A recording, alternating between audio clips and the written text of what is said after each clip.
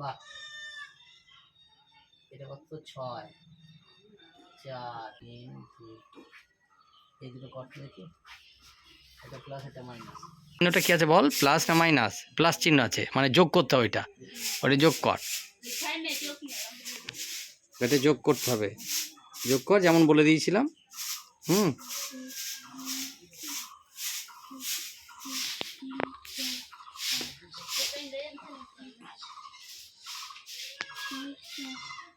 কর, ভালো পেরেছিস, আগেগুলো সবগুলোই ঠিক হয়েছে। 7 লেখ। তারপরটা দেখ।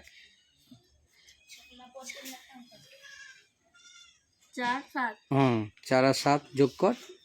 হ্যাঁ, তোর কাছে 4 টাকা আর 7 টাকা আছে, এই কত হবে? ধর তোর কাছে 7 টাকা ছিল, আরও 4 টাকা পেলি, এই টোটাল কত টাকা হলো? বুঝতে পারছিস? কত না, 7 টাকা তোর কাছে ছিল, আরও 4 টাকা পেলি, তাহলে কত হলো? গুনে দেখ, 7-এর সঙ্গে 4 টাকা গুণ আরও যোগ কর, তাহলেই তো বুঝতে পারবি।